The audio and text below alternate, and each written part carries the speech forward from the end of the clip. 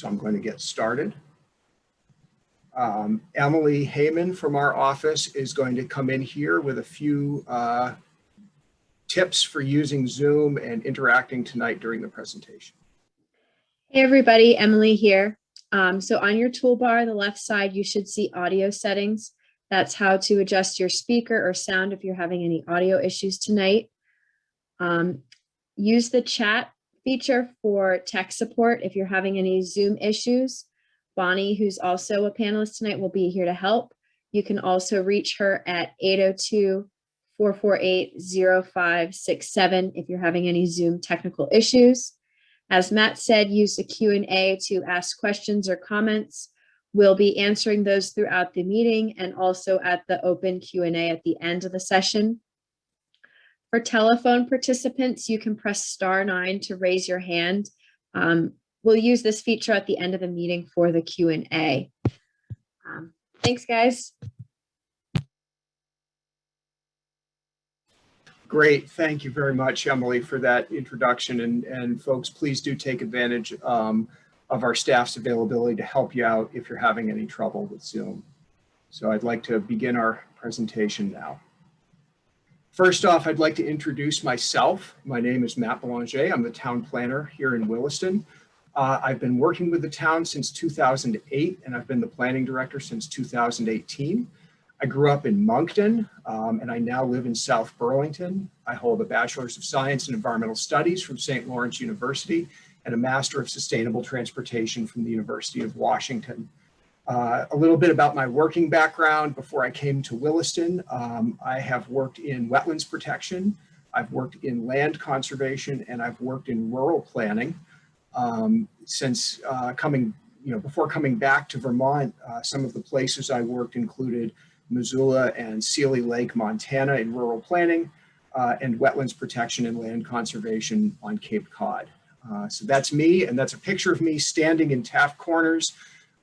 It's a little hard to read the sign, but it says, what my Taft Corners vision is, which is for the town to have a Taft Corners that meets the goals and objectives of its town plan. And behind me is a building that did not exist when I came to town in 2008. I want to mention the remainder of my staff who is here tonight. Melinda Scott, Conservation Planner, is in the audience and monitoring what your experience is like tonight because she's experiencing it the same way. Emily Heyman, you've met and is helping with the back end on Zoom and will hopefully be able to read questions as you type them in and give them to our presenters. And Bonnie Woodford, our planning technician, is online as well. You heard her phone number, and we'll be monitoring the tech support, and we're making sure that we're recording the meeting again so we can make it available later on. So let's talk about Taft Corners. We're about to try our first interactive exercise with menti.com. There's the website address again and the number. And the question I'm going to be asking folks is, what is one word you would use to describe Taft Corners today? So as you enter words into menti.com, if we've done this right, they will begin to show up on your screen. And here we go. I see one already. While folks are inputting, Emily, let me know if there are any questions I can answer or anything that I didn't cover that you'd like me to cover while we give folks a minute or so to put in these terms. Sounds good. Looks like we've got a question. Have any studies been done on just how much pedestrian use we have achieved? That's a really great question. We have not, to my knowledge, studied the amount of pedestrian use in any sort of numerical or systematic way.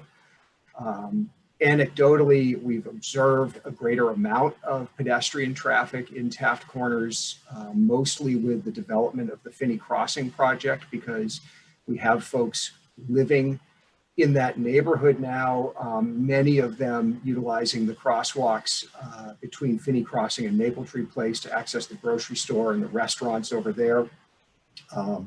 We do also see some pedestrian traffic related to people who take the bus into Taft Corners and then walk from their bus stop to a place of work, either in or near the Taft Corners Growth Center. So we do know that we have some pedestrian use. We know that we've been getting more as the development has gotten denser and more residential, but I am not aware of any studies that have produced numbers. And I do have a member of our project team here tonight, Regina Mahoney from the Chittenden County Regional Planning Commission. Regina, if you know anything of pedestrian studies like that, please chime in and let me know. I am not aware of any, Matt. Certainly I will check to see if we've got any, but I don't think so. Great. I know what I thought, but thank you. Emily, do you have anything else you'd like me to address while folks are inputting, or are we about there? I think we're good. We got a couple comments in the questions, but so far that's our only main question. Okay, great. Well, please, folks, don't be shy about using that Q&A function, and we'll keep trying to answer those. You can all sort of see this screen in front of you, so I'm not going to try to read everything everybody wrote. We will publish an image of this word cloud and a list coming out of tonight's meeting and make that available on the website. But, you know, some things that come to mind right away, of course, the bigger words on here are words that more than one or several people put in, like traffic and parking, busy, ugly, taxes. And then I see some other ones down from there. Disability, unfriendly, hodgepodge, not Vermont, anonymous, not welcoming, too many housing, asphalt, growing, suburban, eclectic, anonymous, wasteland. I think that many of us in the room have probably thought one or more of these things about Taft Corners as we've experienced it. And, you know, that's part of the reason we're doing this project. This project is intended to reinvigorate the town, to develop a vision for Taft Corners, and to carry that vision all the way through to a set of development standards that will guide future growth and development in the growth center of Taft Corners in a way that hopefully takes some of these negative terms that folks are putting in the word cloud and mitigates them or changes them into positives. So I'm going to go ahead and move on from this slide. And at that point, you won't be able to add anything more. But like I said, we'll definitely put this out on the web for folks to see. So I want to think a little bit about Taft Corners and the history. And I show this slide just to show that in 1937, 84 years ago, there was not a whole lot in Taft Corners besides the intersection of two state highways, a couple of farms, and the Calvin Morse Tavern at the corner. And of course, we were thinking, well, how in 1937 could you ever conceive of what was to come? Well, we know what was to come. In 1962, we saw the beginning of the construction of Interstate 89 in the Williston area, up and running in the early 1970s. And, you know, the highway came before the growth. And I think that's really well evidenced by these two smaller pictures I have on the slide here, one being some folks picking up trash for Green Up Day on Interstate 89. I don't think many of us would imagine ourselves doing that today. And the other of the governor landing in a helicopter on I-89 in celebration of that Green Up Day. Certainly something you could not do today. But once the highway was there and the exit was there, providing access, of course, a whole lot of people got really interested in developing in Taft Corners, starting with the red and orange plan down in the corner of my slide here. That's a proposal for a mall on the opposite side of the road from Maple Tree Place that was handed into the town in 1973. I found it as a single sheet of paper in a file we were going through. And of course, the more well-known mall proposals and other big box store proposals, including the Pyramid Mall, which, as we know, eventually became, after a lengthy process, Maple Tree Place.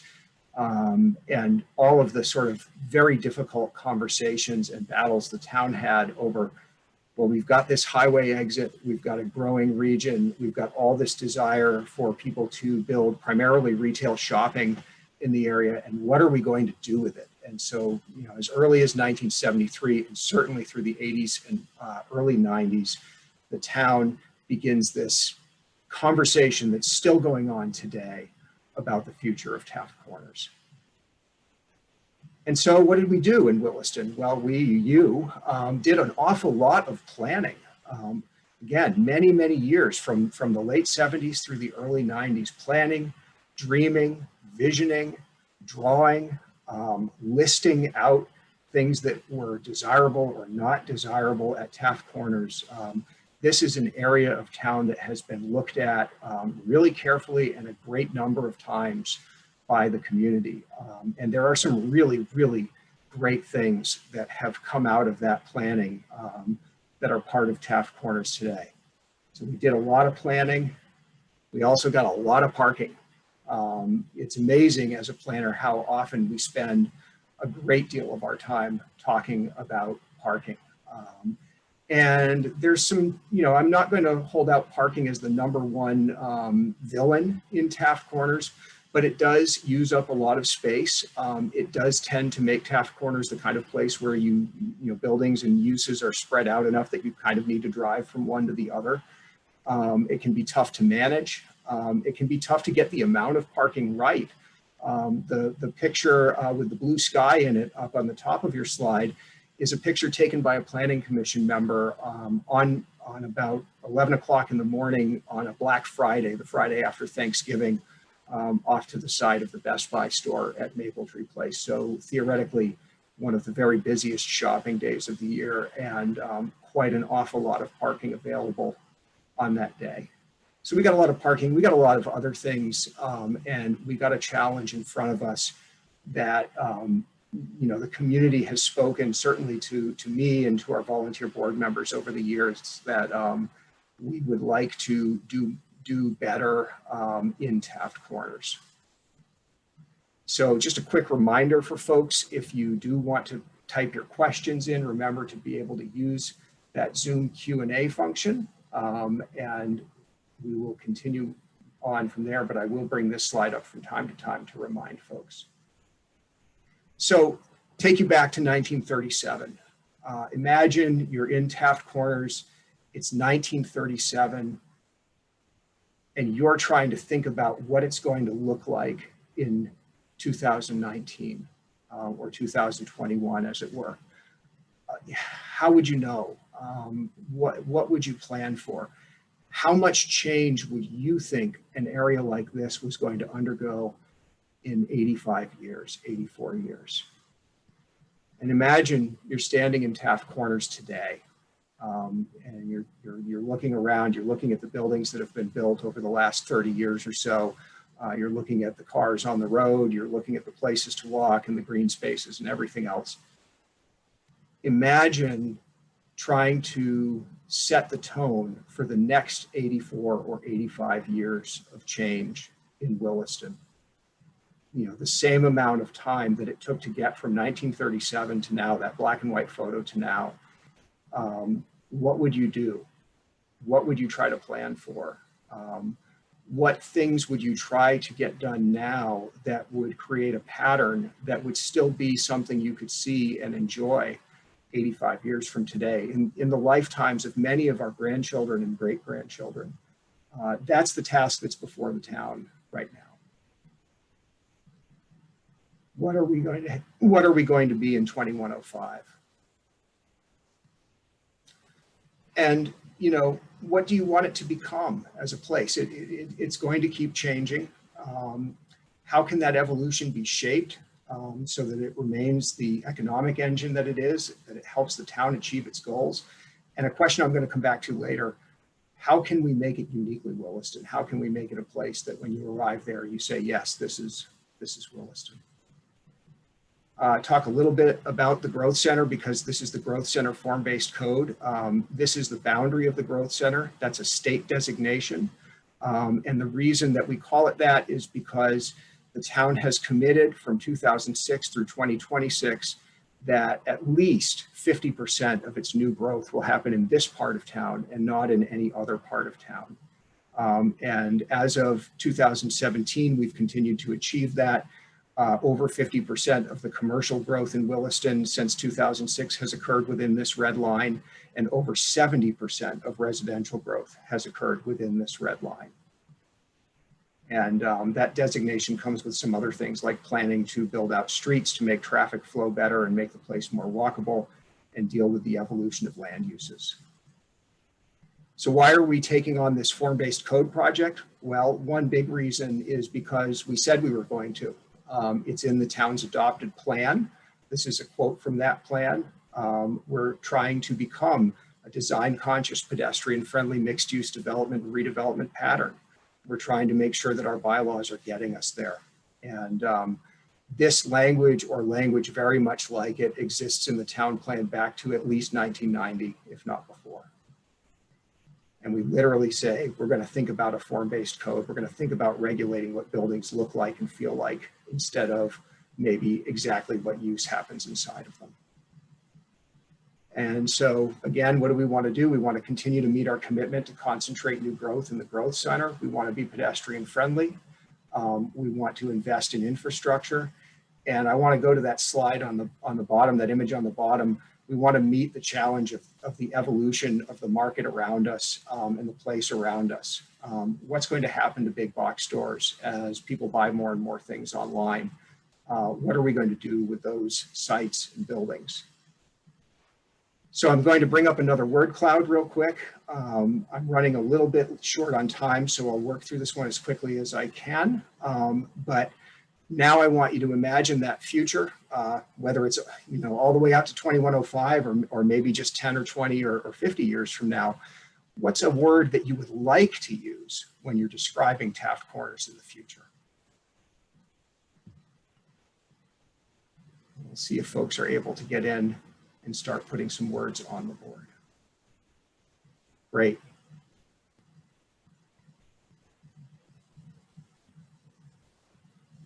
And Emily, if there's another question you'd like me to tackle while folks do some input, I'm happy to do that. No questions at this time. All right, great. Well, we'll just give this about another minute or so. You probably have noticed on Menti that once you put one word in, you can put another one in. I do want to give folks time to give input as it's going pretty rapidly right now. So this feels like a good use of our time to do this.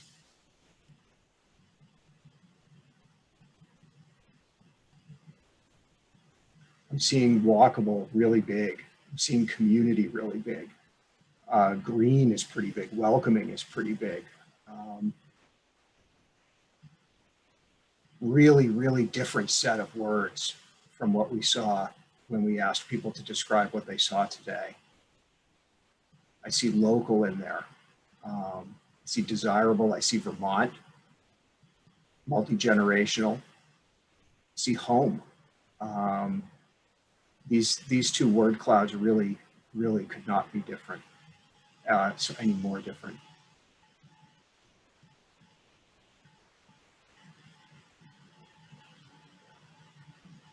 That's great. Let's give it just about another 15 seconds or so, and then I'm going to move on. But I'm really enjoying seeing people giving their input to this one. Walkable's really big. Community's really big. That's really terrific to see. All right, 10 more seconds. That looks like we got one question. Sure, I'll do that. For Williston or Chittenden County and beyond? I'm sorry, what was the first part, Emily? Is Taft Corners being developed for Williston or for Chittenden County and beyond? Well, that's an interesting question. I think Taft Corners development has been shaped by forces that go from beyond Williston's borders for sure, and probably from beyond Chittenden County's borders, right? That's what drives the demand in Williston.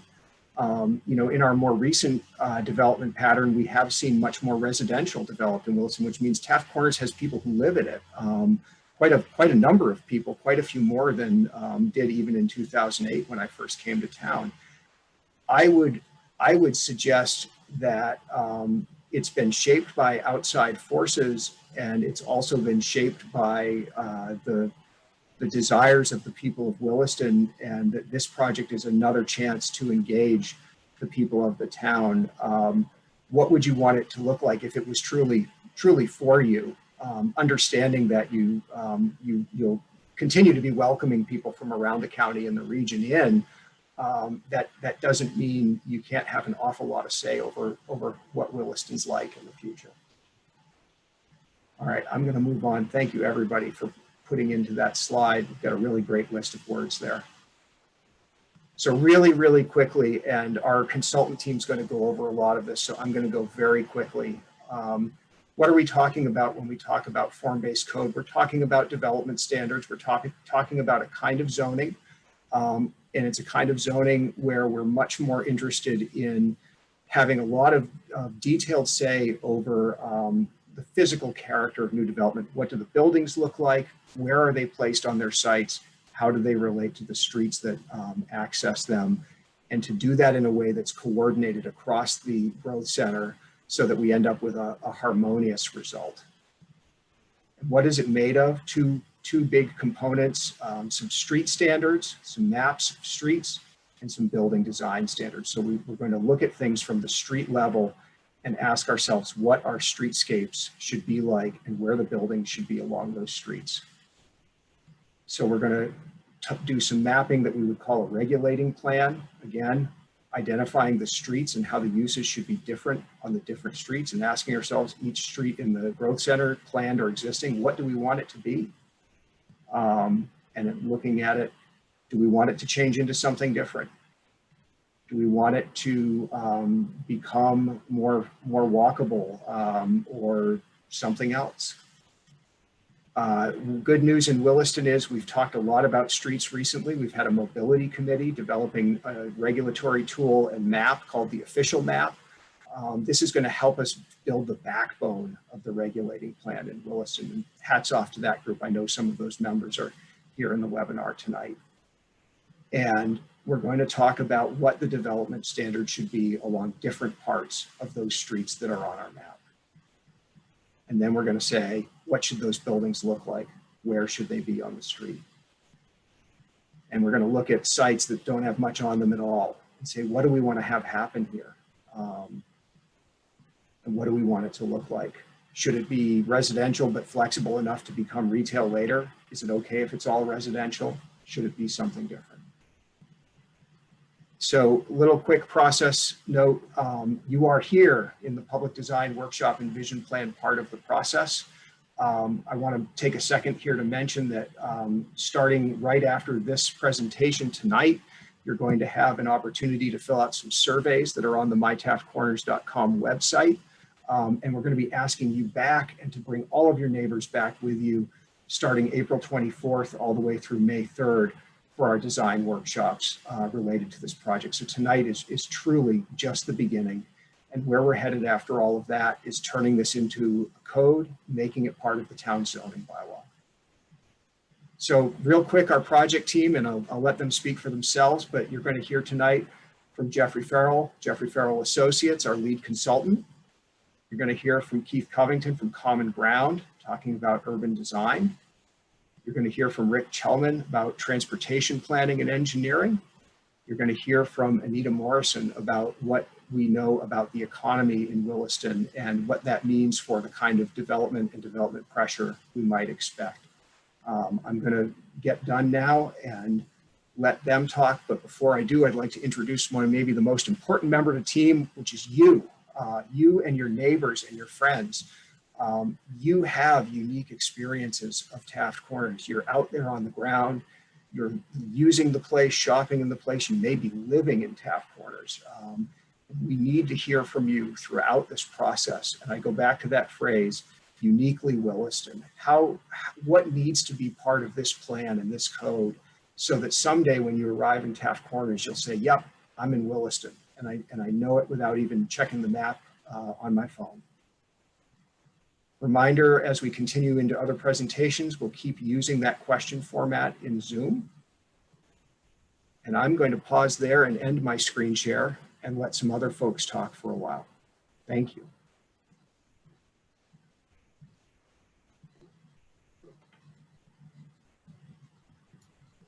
All right, thank you, Matt. I'm going to go back, make sure I am sharing my screen. Are you seeing white text on a black background? Yes. All right, did I hear a yes? Yes. Okay. Thank you. I'm not going to talk too much about the team. Well, actually I am, and I'm going to repeat something that Matt just said because it's so important. The team of people we're working with, I'm really pleased to be working with them. This is the A team. You're not going to hear from all of them today, but it's a great team. And the most important part of the team is all of you. We may be sort of that experts from out of town, but this is your town, and we're here to help. But we're here to help you figure out what it is you want to do. Now, as Matt said, we're here. Ultimately, our product is going to be form-based development regulations and a regulating plan, which is a kind of, I'll call it a 21st century zoning map.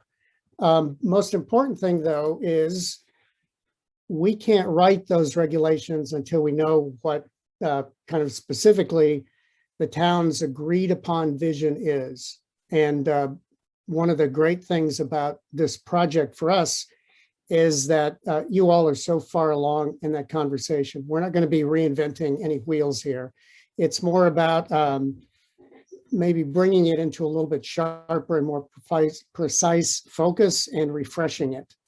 So in our work, coming from out of town, the first part, a lot of work to do, understanding the context. A lot of aspects to that. Pre-COVID, we would be walking and bicycling and riding around the area day and night, but we can't do that anymore. So a lot of it's remote. We're looking at the regulations existing, and Matt showed this earlier. The strongest part is that the town, it's written into your plan that you want to do great things here. A point about process, again, I'm going to beat on this like a not quite dead horse.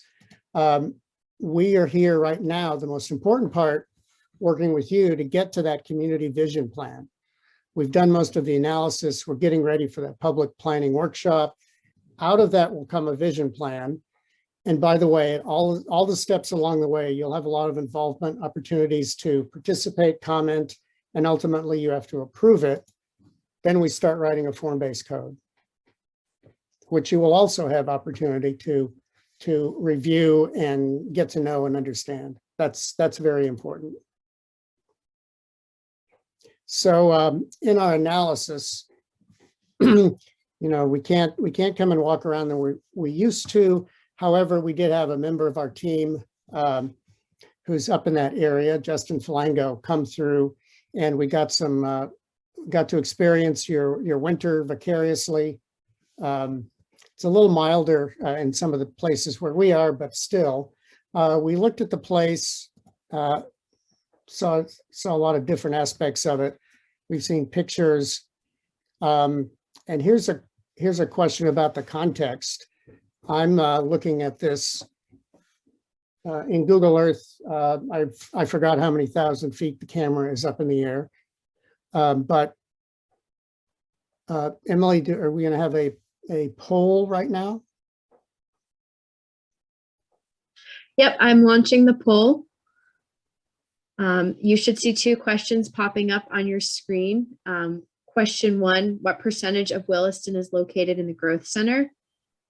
And question 2, true, false, there is more land conserved by the town than total land area in the growth center. Still Jeff's screen.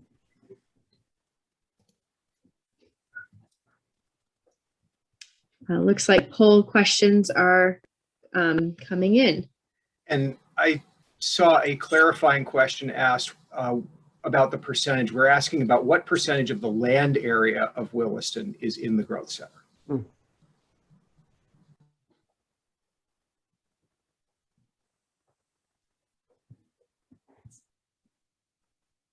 I'll give it another second more. And hit end. Boom. You should be able to see the results. So it looks like everybody got it right. 5% is the land area of the growth center in Williston, I believe about 987 acres. And true, there is more land conserved than in the growth center. I think there's about 2,200 acres conserved compared to the just under 1,000 in the growth center. Interesting. One of the things that I noticed when I first started coming to Vermont, which is quite a while ago, it's a pleasure because so much of Vermont is green. There is actual countryside, rural land in between the towns, and the towns are nice too. But in so much of America, it's kind of unrelenting sprawl. You go from one area that's kind of built up badly to another with some towns in between. That's a treasure and something you want to keep. One thing we notice, the targeted growth area, as you know, is actually a pretty small part of Williston. And looking at how much green there is in Williston, that's an important thing to keep in mind when we talk about what we're going to do in the growth area. Now, definitely understand that a lot of what's gotten built in the growth area, it has its value, but it's perhaps not exactly what you had in mind. I guess that's a rhetorical question, but a lot of it's there. And there's an issue, I think it's an example of some great intentions that had some issues in implementation. For instance, the storefronts fronting on 2A. There's really nothing wrong with those buildings, but the problem is a mismatch between what is a highway and what are buildings that should be fronting a nice walkable main street. So that's something that has to be the kind of thing that we have to be able to deal with. Also, and this is showing the growth center boundary in the proper relation to the designated village center, and a point about what we build in the targeted growth area. By the way, this is ignoring there are wetlands areas in here that won't be built on, but I'd make the point that if you just built things like your village in the targeted growth area, kind of low density, spread apart, one story, you would, in a very short period of time, run out of targeted growth area, and then growth would want to go other places. So it wouldn't really do its job of capturing that. In terms of its size, we know it's a small percentage of the land area of Williston, but there's a little bit of a wow factor when you start looking, and these are all the same scale, at that area laid over Burlington, Montreal, Boston, including the Common. This area can hold a lot of growth, and at these densities, which I don't think anyone's going to be suggesting, but everybody who lives in these parts of these cities, here's Quebec City, have a pretty small carbon footprint. Lower Manhattan, which is pretty amazing. Florence, not a bad place for a renaissance. So I want to drop an idea on you, which is in terms of capturing growth and creating I think a positive walkable place, capturing development in the targeted growth center of Taft Corners, this can save that. The red area can help preserve more of the green. Now, our information, we talked about analysis. We have a lot of excellent information on the site. We understand where the steep slopes are. It's generally a kind of a flat site. There's some topography on it, but there are only a few areas, and they tend to be on the edges where they're really steep slopes. We know where all the pipes are the roads, the utilities, and we understand that there are some utility questions. We're going to be confronting issues about sewer capacity and water and traffic generation, et cetera. And we also have information from your official map about where the idea about completing the grid goes. This is a drawing, a plan showing the wetlands, trees, parking, and the wooded areas. These are the environmental positives of the site.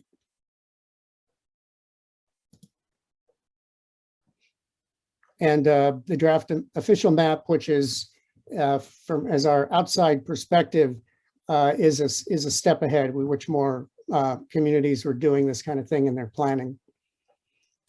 So finishing up on our analysis, we're now here at the public kickoff event. This is really about information sharing. Now, this photograph, kind of obviously not in a pandemic situation. So we're doing this now on Zoom, which actually is fortunately a pretty decent tool for this. I'd still rather be in a big room with all of you so we could see some faces more directly. But this works. A little later, we're going to do some more surveys with you. We're going to send you after this presentation, so a kind of homework for tomorrow, to look at a map and some visual preference exercises. This is an example of one of those from a project we did a while back in Norman, Oklahoma. If you're a college football fan, you'll know that city. It's a simple exercise of marking out things you like and you dislike on a site. It's a simple exercise, but it gives us some pretty sophisticated information on what's happening in the place. As we said earlier, the big event is a citizens planning workshop where we're going to ask you to roll up your sleeves and really tell us what it is you want to see in this area. Again, obviously pre-COVID, I believe you might recognize some Winooski people in that picture, former mayor there. But we can't have you sitting at small tables for, I hope not too many more months, but in the meantime, what you're going to be doing is small group Zoom breakout rooms. So you'll go into a breakout room, there'll be a facilitator or two, and 6 to maybe 10 of your fellow citizens, and we'll be asking you questions, asking you to point out things on a map that we'll have on the screen. And then members of our team, since you can't draw it on yourself. Oh, I almost forgot, perhaps the most important thing. You do work individual, kind of small groups, work together, talking with one another about what it is you want to see, what you don't want to see. And then at the end of a period of time, maybe as much as an hour, depending on how it goes, everyone in a pre-COVID situation literally puts the drawings up on the wall. And then each group talks about what their big ideas were. So you hear your fellow citizens who've been working independently from you in another group talk about what they want. And I'll tell you what happens, I have to say, really every time, is people are kind of amazed at how much they're in basic agreement about the things they want, the positive things they want. So when you're in those rooms, members of the team will be taking down notes and writing them, putting notes directly on the plan. This is not the Targeted Growth Center. There's no Taft's Corners here. This is actually College Hill in Iowa.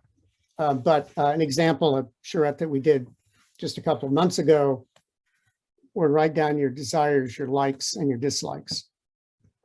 Now, after this big group session where we have all of you rolling up your sleeves and telling us what it is you want, the team gets together, not on site there in Taft's Corners, but in our respective Zoom studios. We're all going to be linked together, and we're going to take your ideas and start to put them together into a working master plan. Those aspirations, we'll put them together as they agree. If by chance, and to be honest, this has never happened, But if by chance there are two different ideas about how it should go forward, we'll make two plans. But important point here is this, the step right after that, and as we're, well, really as we're putting that plan together, is we compare your aspirations, we present your aspirations to the technicians, and we say, how can we make this work? So we're talking to the utility people, the traffic people, et cetera. And in this picture, which is from a very old charrette before my beard was quite so white, the person in the far right is a transportation consultant for the county from Parsons. The woman sitting on my other side is the WMATA, Washington Metropolitan Area Transit Authority. The gentleman in the blue shirt looking away, he's the head of DPW for the county. So we bring the people together and say, here's what the citizens want, the community wants, how can we make it work? And occasionally there are ways in which that plan gets muted a little bit or changed a little bit to work with their realities. But to be honest, not so much, but it puts the community desires in the driver's seat. And that's what's critical for us. Then an example, just thinking about the market and economics, the kind of things that we're thinking about. You'll hear from Anita a little bit later. She keeps us honest with economics so that what we're doing is realistic. And then after a little bit more than a week of us working together, 8 to 10 hour days minimum, we're going to come back, and that's on May 3rd, and have a work in progress presentation. And we're going to show you, it's not a technical term, but a bunch of drawings, plans, renderings, and say, here's what we think you told us. Did we get it right? It's an opportunity for you to look at what we showed you and give us feedback. And one thing that's very worth mentioning here, I think, is when we do this, we talked about April 24th to May 3rd. We're not going to ask you to be on a Zoom call for that entire week. Plus, the time we'll be putting the most demands on your time and really want you to come to a meeting like this will be April 24th itself and on the evening of May 3rd. So it's not quite that much of a slog. And in the middle of that, there'll be opportunities for you to go on the web and see how things are progressing as we work. Here's an example of some of the kinds of drawings you might be seeing, actually from Peoria, Illinois. This was a part of a project. One aspect of it was a kind of dilapidated neighborhood center, drawing showing how it could be improved through a combination of public infrastructure and private investment. It's an Iowa view area we worked on, College Hill, actually. Our consultant friend Steve Price does these photo imaging where we take a picture of the real area and show how with a mix of public infrastructure, private investment, the place can be made so much better. By the way, the kind of projects we're talking about here, getting something like Taft's Corners to move forward, it's good to think of this as the ultimate public-private partnership. The town sets the rules, but the private sector really ends up building most of it. So we want to set up the rules so that we make it easy. If somebody wants to build what you want, then they can come in and build it.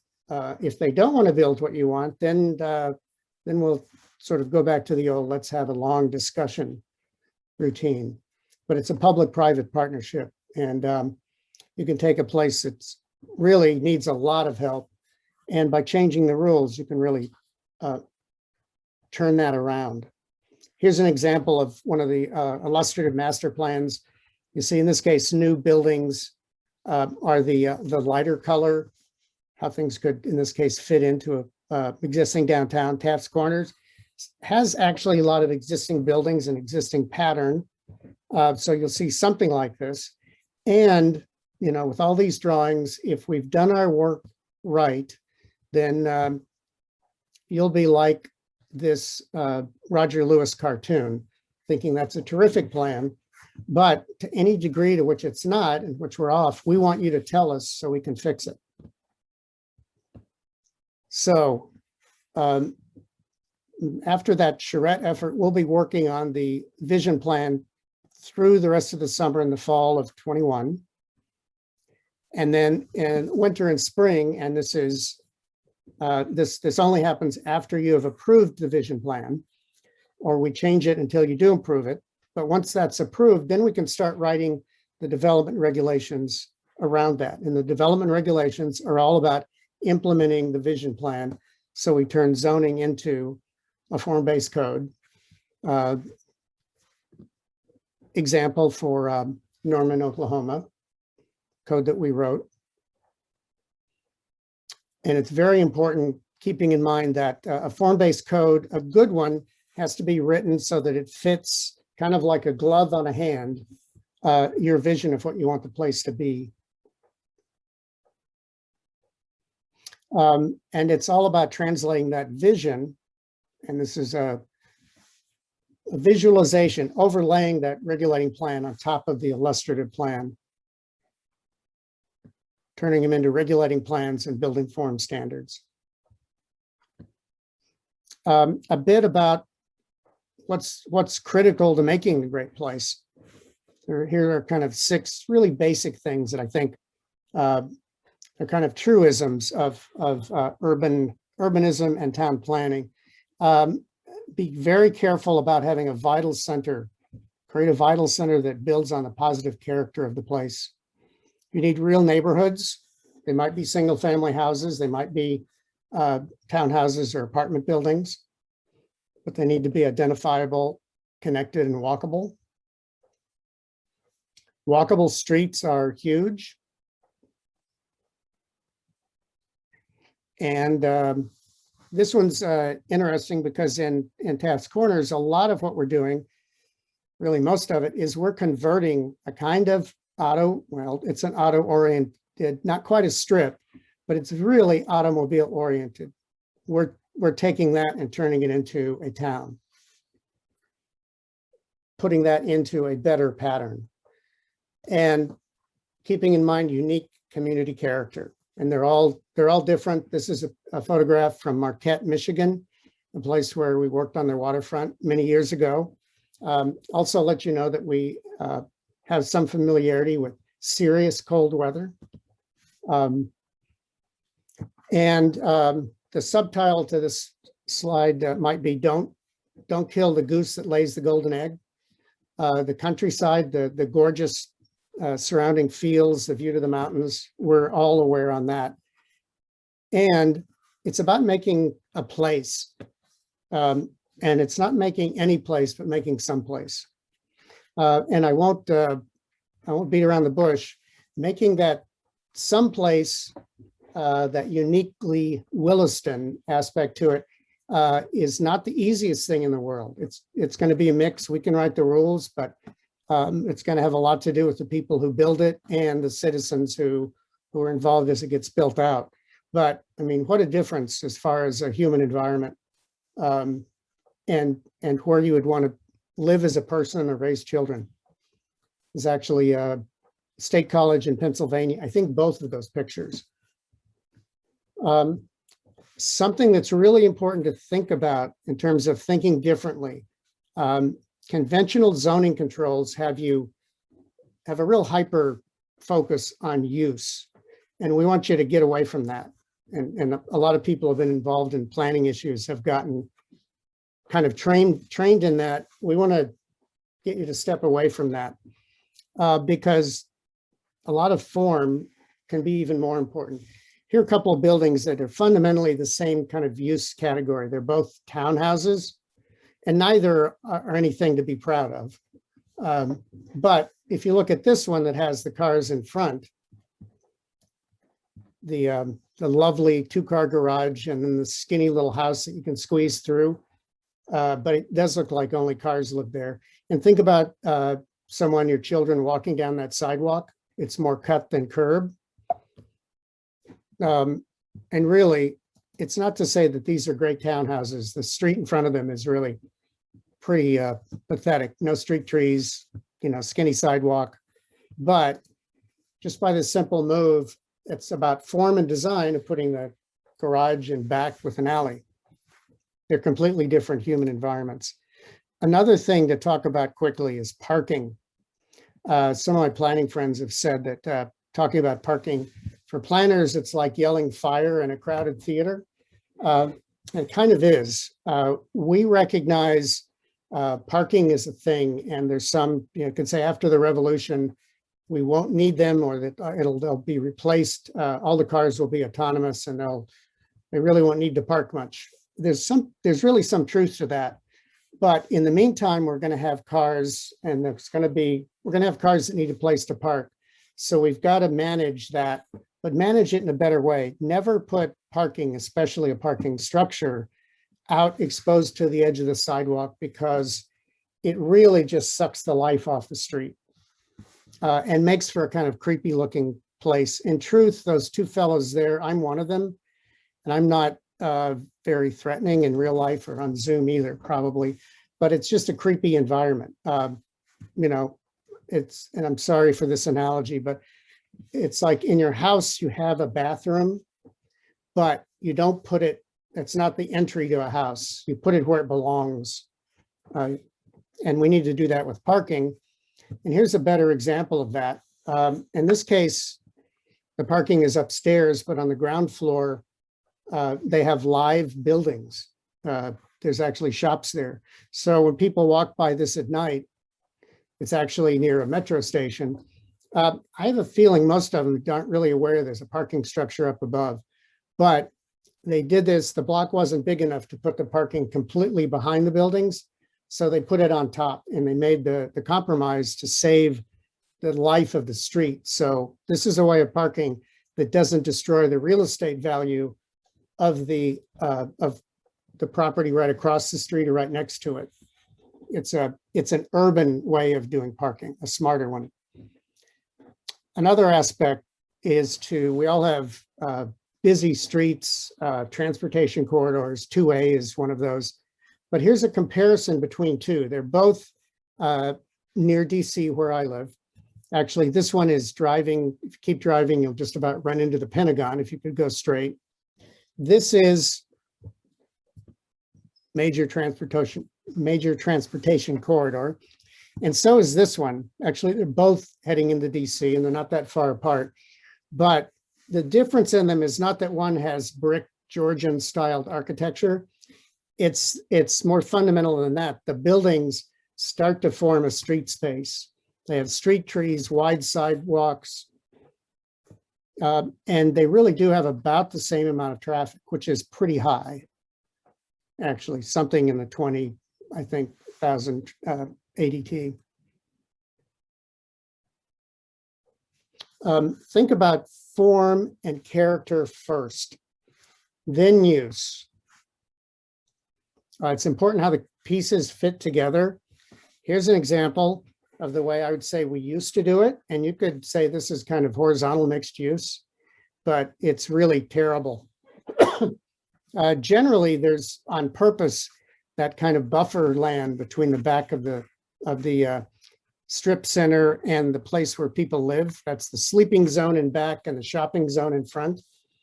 And at some point, they punched a gate through that wall in a little pathway. But basically, this is how to not work together. These areas aren't linked together. They're actually kept apart.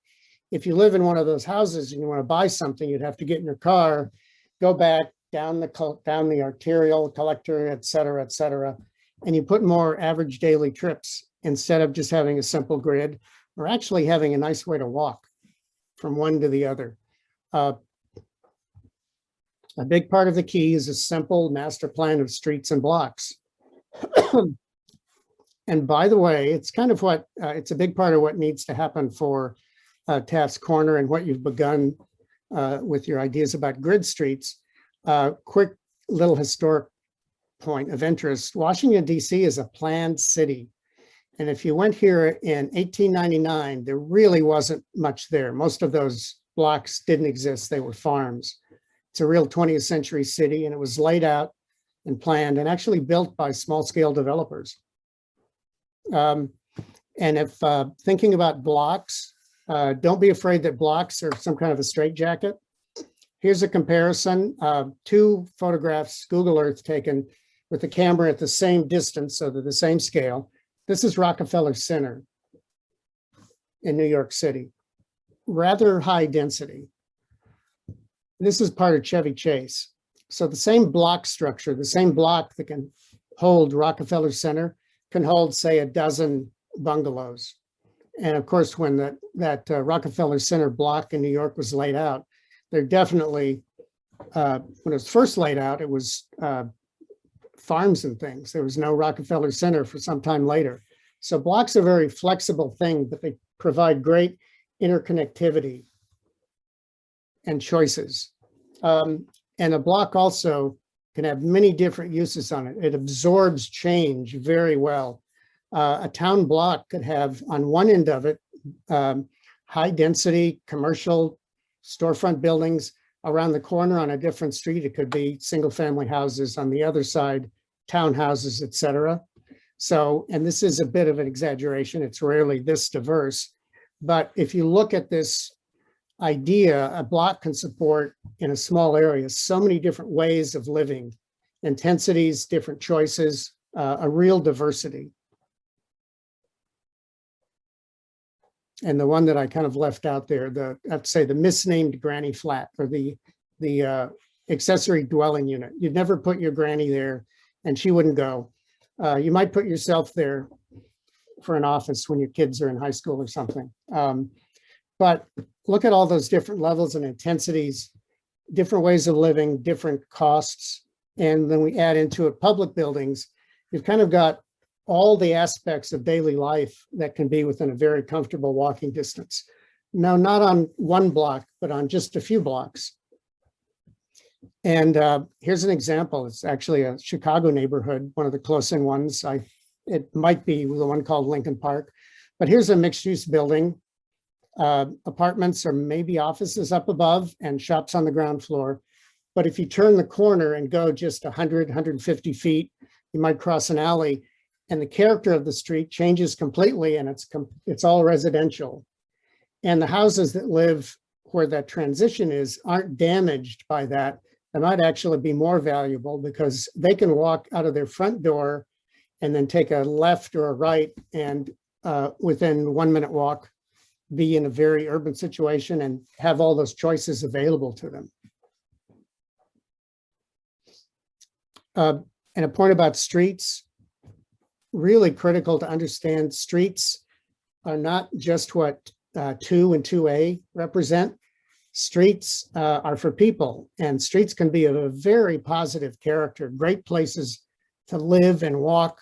Looking at this one, this is a big city, downtown street, but it still looks inviting. Here's a small town street. They're all different. They all have different levels of traffic, but they're all great places to walk. And you need almost all of these types.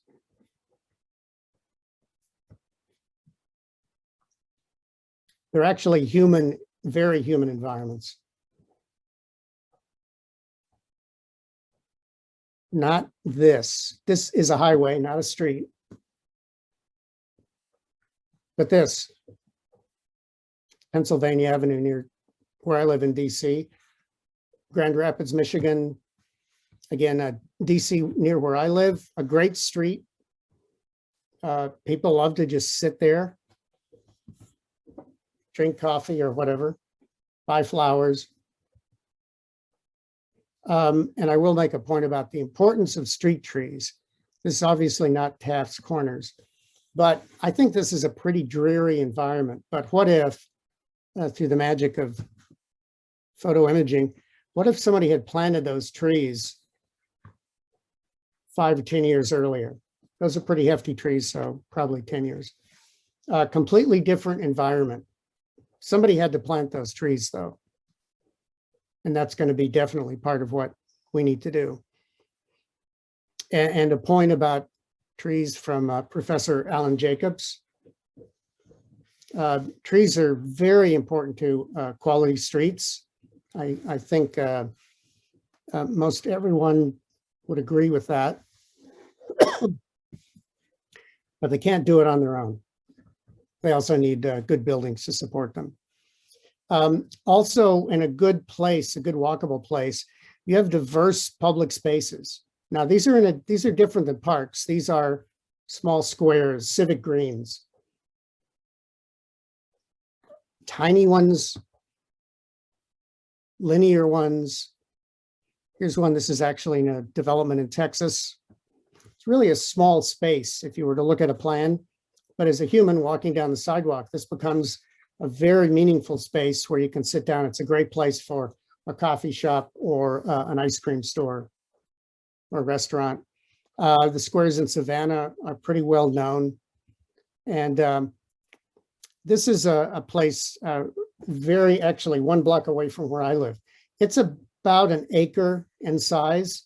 And as you can tell, a few people use it when the sun comes out.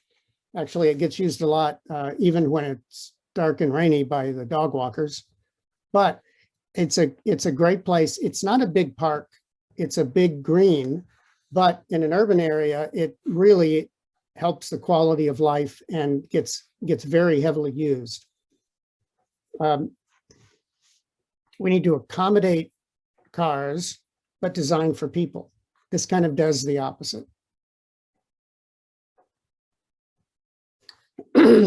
Here's another. Technically, you could say somebody can walk on that sidewalk, but it's not walkable.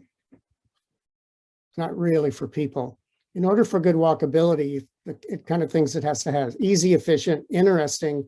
You have to have somewhere to go, something to see, and it has to be safe. And I don't know how many of you are old enough to have watched David Letterman. I know a lot of you are not, but he always had a top 10. And here's a set of top 10s that urbanists always debate what's number 8 and what's number 6 and so forth.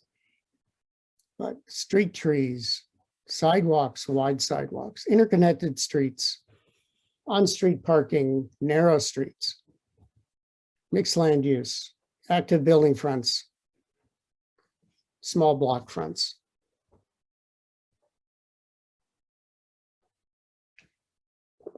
Now, some people would say, well, that's great. We used to do that in the old days.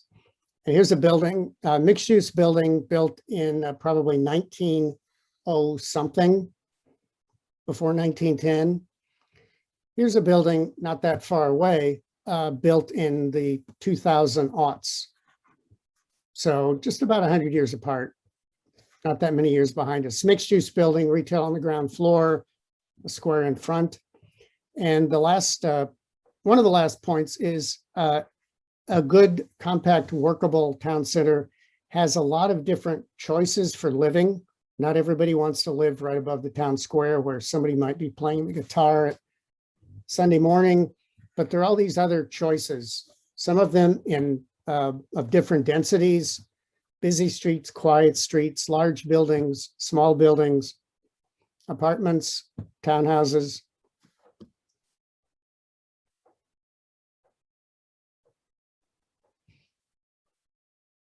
And a little something, I won't dwell on this, just from the outside, you see some things initially about, this will be no news to you. There's a lot of asphalt bisected by 2 highways. They're not easy to cross. Overall, there's some small exceptions. It's not a very walkable environment. Some parts of it you really can't build on, but those might be really positive areas, positive natural environments on the edge. And north of 2 across Williston Road is a lot more built out than the area to the south.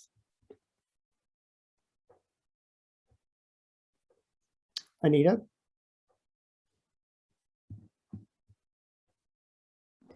I think we're going to take a break and answer some questions first. Is that right, Matt? Yeah, Yeah. can we do some questions? Yeah, thanks, Emily. We've got a number in there, and I'm going to trust your judgment to read a few out, and anybody on the team who feels they have an answer, jump in, but we wanted to catch some of these quick and not make folks wait till the end. Yeah. Is it possible for Taft Corners to feel like it grew or developed more organically and less contrived?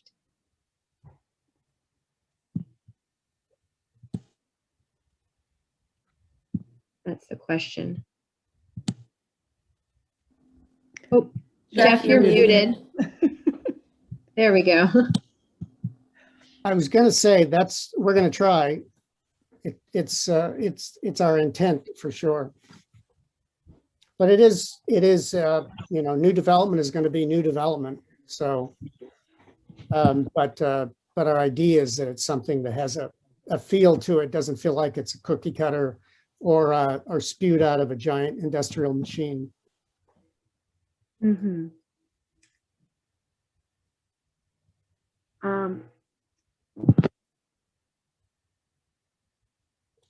Is Jeff saying we can have a Taft Corners that meets or provides the feel and functions we desire and accommodate Route 2 and 2A and their traffic? So Route 2 and 2A are the two state highways intersecting Taft Corners.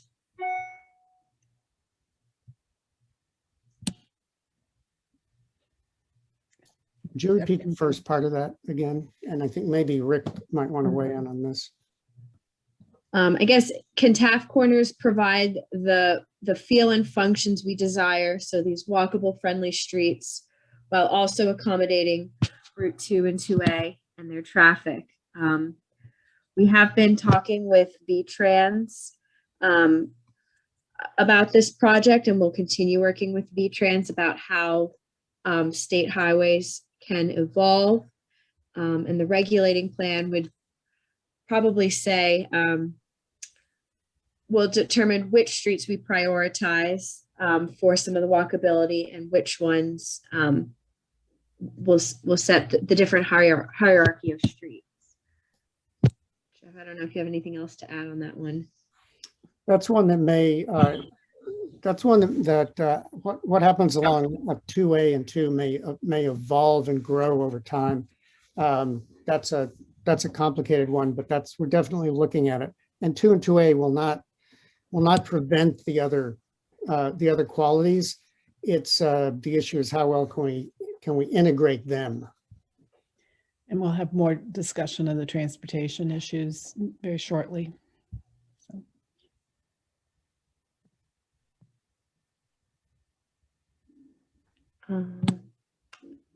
Yeah, and there's a bunch of other questions in here. I think some of them Matt and Regina and I can continue to work on typing answers to if Anita wants to go ahead and get started. Okay, great. Thank you. So I'm Anita Morrison. I'm the economist on the team, and my job is really to bring the market perspective to the plan to make sure it's realistic and market-based. So Jeff, if you can advance to the next slide. Let me just give you some overview demographics. Williston has a population of just under 9,800 residents living in 4,000 households. The average household size is 2.4 persons per household. About 60% of Williston households have only 1 or 2 persons, so great diversity in the size of households. It's a little bit larger than the Chittenden County average of 2.3. The town's income, median household income of over $90,000 is about 20% higher than the county average. And the average age, median age in Williston is 46.5 as compared to 38 in Chittenden County as a whole. So a larger share of the population are older. But both jurisdictions are growing about 1% per year. So that's good, steady growth. Next slide. So as you know, of course, Taft Corners is a major retail center serving much of Vermont with a dominant cluster of big box stores, as well as Maple Tree Place, Taft Corners Shopping Center, and a number of other smaller retail centers. Williston has the highest retail sales of any Vermont municipality, so that just gives you a sense of the scale and the magnitude of this cluster. Nationally, the retail industry is being challenged by the growth of e-commerce, which got to 21% of all sales this last year, as well as an oversupply of retail space. In 1995, we had under 20 square feet per cap of retail space per capita. It's now 23.8 square feet. Our next closest competitor is Canada with 16.8 square feet per person. But in Europe, the number is much closer to 5 or even 4 square feet per capita. So just the sense of scale as to how much more retail we have than maybe we absolutely need. Over the last year with the pandemic, more stores closed than opened. Some of that's bouncing back now, but we do still see a lot of chains that are closing, individual stores or whole chains are going bankrupt, in part because they carry such heavy debt loads.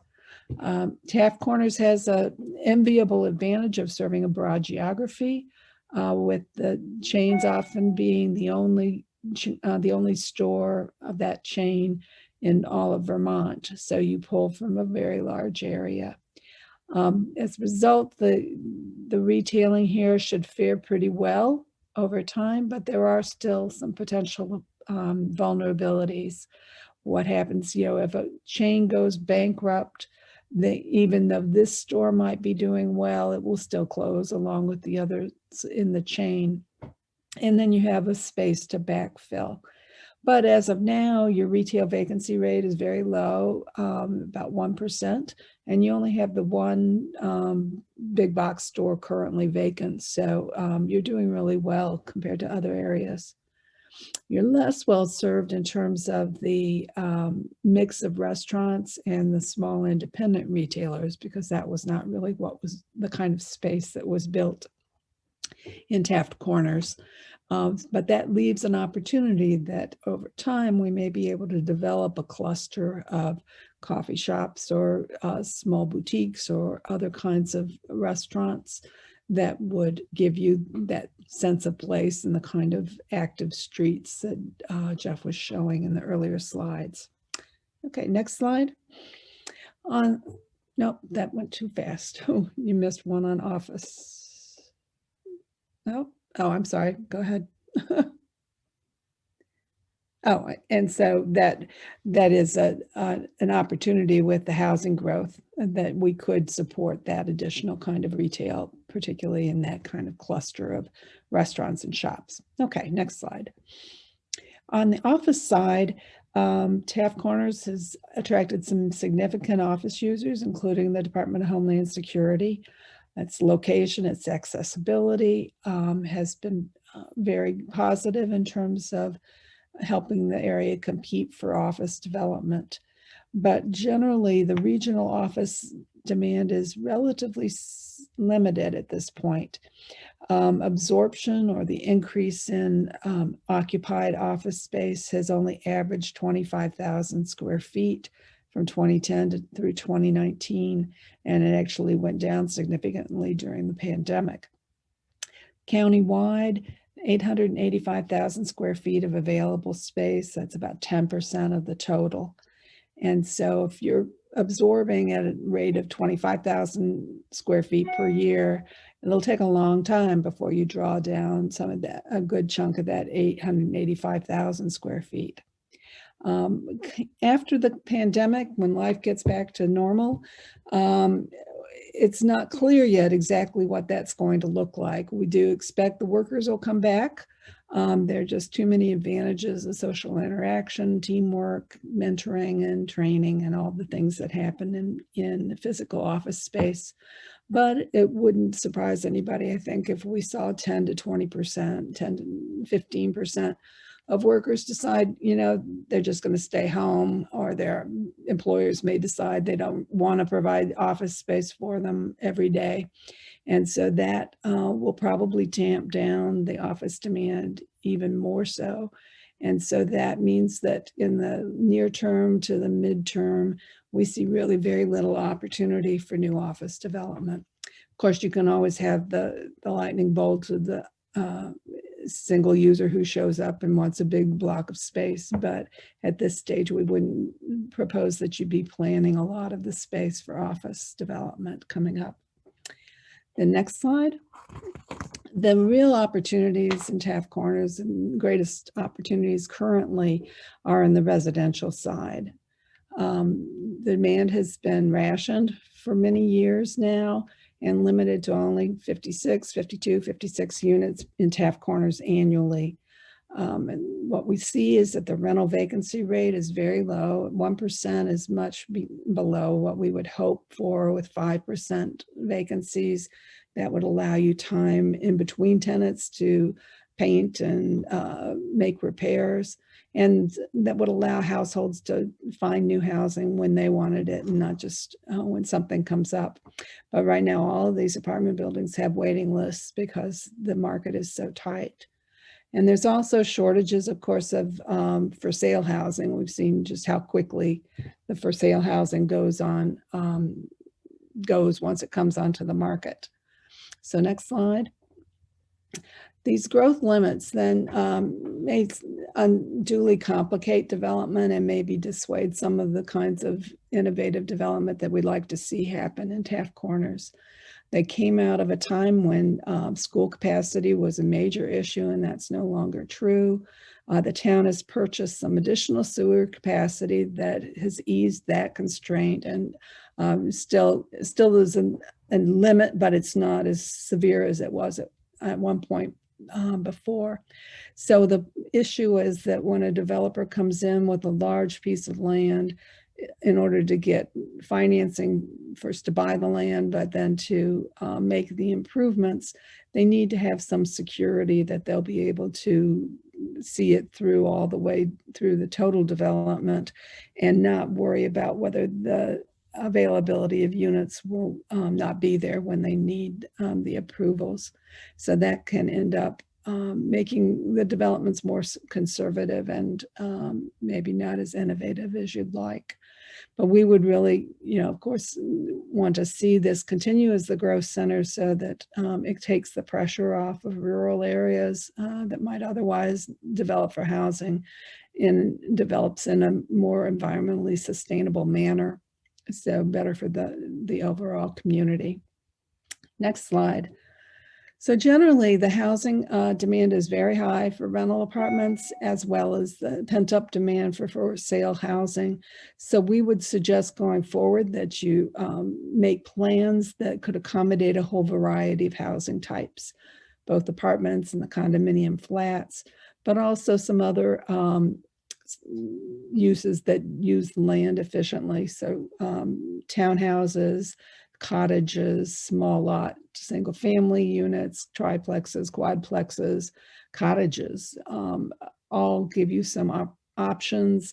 They appeal to different segments of the market and different types of households at different stages in their lives. And that can be give you a greater diversity of the population and of the uses in the community and contribute to that feeling of sense of place. So with that, let me hand it over to Rick Shellman to talk about transportation. Thank you, Emily.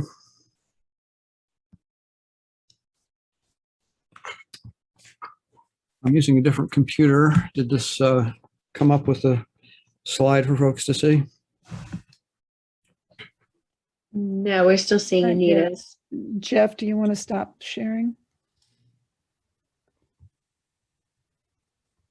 Let's try this.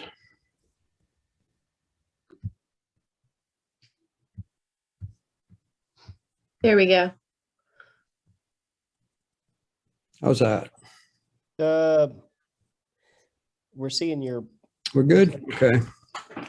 Oh, In your it's showing it as presenter. the presenter view. presenter view, so Which screen are you looking at? The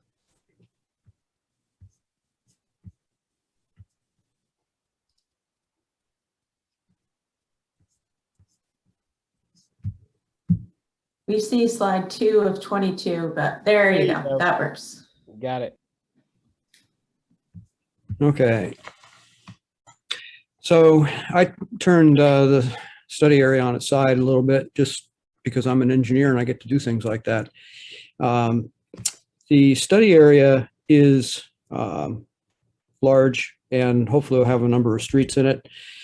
The question of traffic has come up, and there are basically 3 areas of traffic, none of which are scary from a perspective of other areas we've worked in. Obviously, the heaviest traffic volumes, unsurprisingly, are between Marshall and the interstate. But then you've got another level of traffic that's sort of pretty similar up to where 2 and 2A intersect with Marshall. Those are pretty similar volumes. And then off to the north, it's also very similar volumes. And these volumes past Marshall are not much different than a low volume main street in terms of traffic. So they're not super scary traffic volumes. Certainly something we can accommodate. One of the big questions, and this came up, is one of the questions folks were asking. You presently have a number of land uses that are very regional in terms of their markets. And so you've got a lot of regional traffic that comes here, as well as through traffic on a street like Marshall. Because of the land uses you've got over towards the lake, and people coming in off the interstate and sort of doing this L-shaped movement morning and evening. So you've got that conflicting with some shopping trips to different times of the day and times of the week. I think as Taft Corners evolves, and depending on what folks say they would like to see this place evolve into, we can look at how to accommodate that and guide some of that traffic. But talking about traffic and parking and land use, they're all really closely related. This is just a simple diagram of basically conventional land uses. If you think of the different colors, the green and the yellow and whatnot, being different land uses, but each land use as exists presently in Taft Corners, you've got parking that is dedicated for each land use. And if this happens to be a Best Buy and this is, say, a coffee place, chances are you're not going to walk along the state highway, park your car here, walk along the state highway to go to this land use over here. You will, in fact, get in your car, drive out here, and pull in here, much as Jeff mentioned. And one of the reasons for that is, there's plenty of parking. This is sort of a Parks a Lot, not Camelot, but Parks a Lot environment. Each land use has parking that is sized for beyond its maximum needs, the maximum time of year. So that's an issue. A different way to do it, and I think this is certainly what's written in the Williston regulations, is what's more of a park once environment.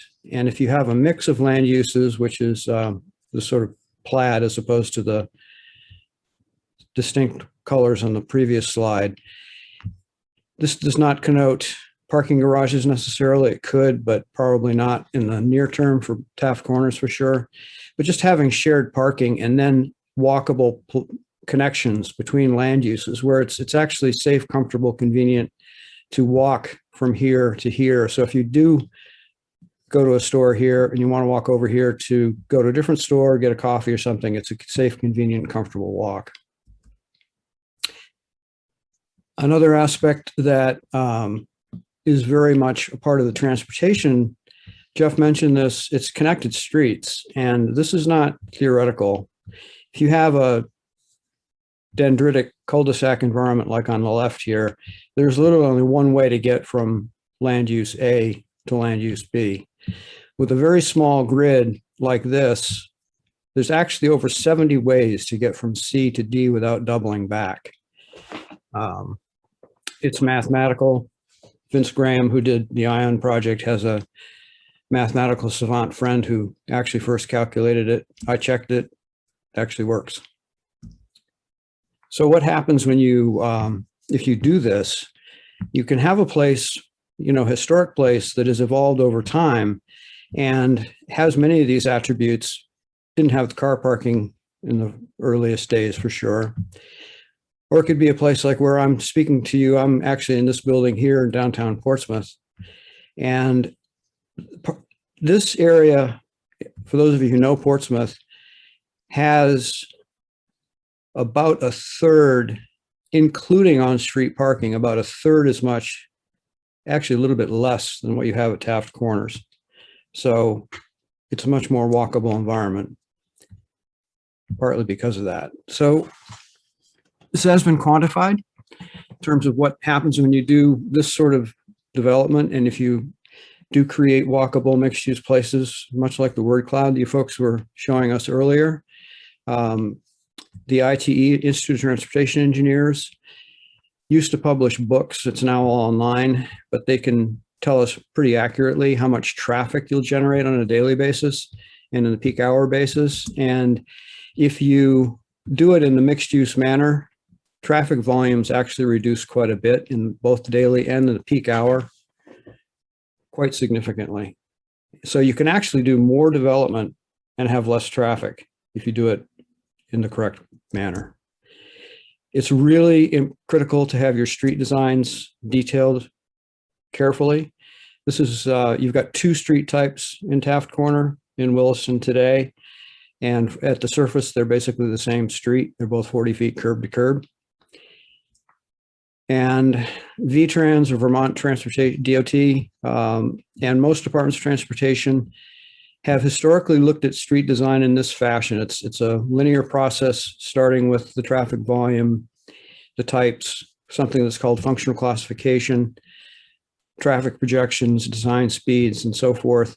And it's only after you've gone through all the steps for vehicles that you come up with addressing pedestrians, bicycles, and transit.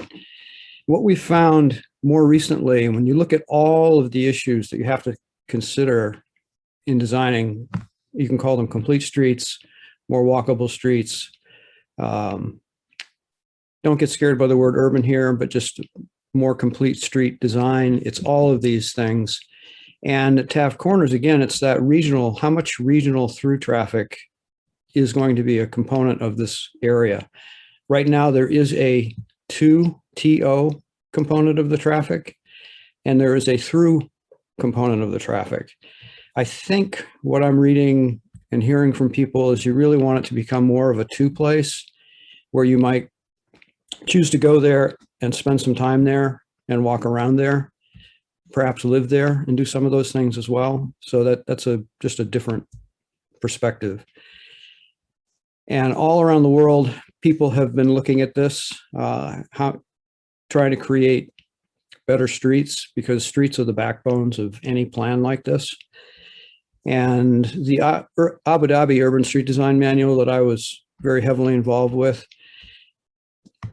Abu Dhabi is obviously nothing like Vermont, but the research that we did in preparing this manual looked globally at the best practices around the world. That helped inform things like some of the other complete streets design in Chicago, the NACTO Urban Street Design Guide that I also helped write, and a whole bunch of other similar documents. And what comes from that, and what we've learned in most locations, and this is a public policy matter that I need to hear, and the team needs to hear from you.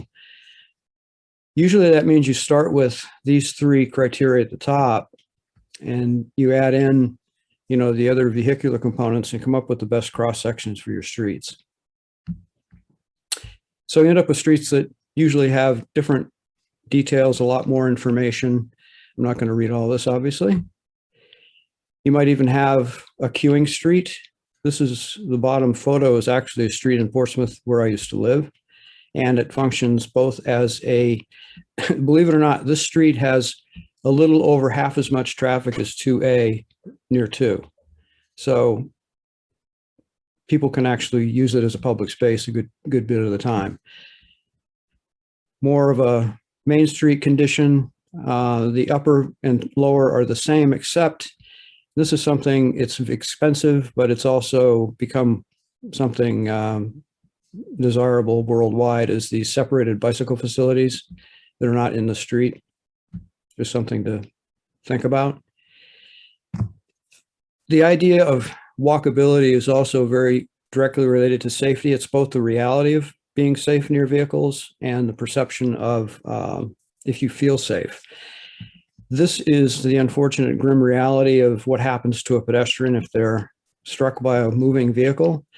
And if that vehicle is going 36 miles an hour or more, the pedestrian is usually killed if the vehicle is going 20 miles an hour or less. They're usually not permanently injured. By the way, this is a peer-reviewed and vetted document. The Federal Highway Administration incorporated this image that I created into their online traffic calming primer. So it's not something that's just been dreamed up. People don't know this data necessarily, but they can perceive it. And the noise associated with non-electric vehicles increases quite exponentially with speed. So you don't feel safe, and it's just not comfortable walking or trying to sit in a cafe next to fast moving traffic. And as a point of information, your current regulations have a 25-mile-an-hour design speed statement, which is not bad, except it's common to not consider enforcing or getting too concerned about a particular speed until you're 5 or 10 miles an hour above it, which puts you into the danger zone. So it's something to be careful about. Because we don't want to create and become guys like this guy in the upper right because of the traffic. So here's the process, the way Jeff described it. This is a graphic I like to use because it is an iterative process. We need to hear from all of you and share ideas like tonight, get feedback from you, tell you what we heard, get more feedback from you, and the iterations continue until finally we have a product. And that is it. Thank you very much.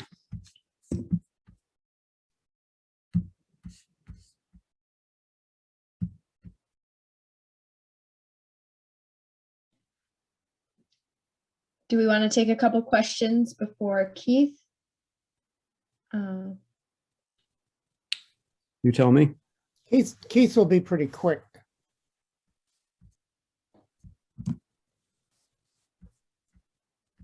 Sounds good. All right. We've got a lot of great comments in the Q&A. We'll try to get to as many of them as we can at the end. And I'll turn it over to Keith.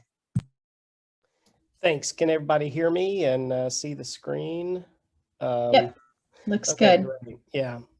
So I'm waiting in line at Franklin Barbecue in Austin, Texas for some brisket. Everyone had backgrounds, so I figured I'd add my own. Just wanted to mention a couple of things that are very important to this project, and that is obviously your input in general, but your input to a couple of exercises that we put together. We have two surveys or two interactive exercises that we would like you to work with. They're both going to be accessed from the My Taft Corners website. One of them is a mapping exercise where you'll see the growth boundary, the growth center boundary. And you'll be able to make comments about things that you like, things that you don't like, or make a general comment. And you'll see there, Jeff kind of transitioned the slide there. So when you drag that comment marker down onto an area, that pop-up will happen and you can tell us what it is. The second thing is you can go ahead and transition to that, Jeff. The visual preference exercise. In a pre-COVID time, we would have these large boards where there would be many images up, and you would have the opportunity to put red and green dots on the images that you liked or disliked. We don't have that opportunity here, but we have a great replacement for that. So if you click on the visual preference exercise, you'll see these sets of images, and you can click on those or not click on the images, but identify which ones you like and dislike that way. So that's a really important tool for us. And like I said, you'll find both of these on the My Taft Corners website. I believe they're live now, but if not, they will be live this evening after the presentation.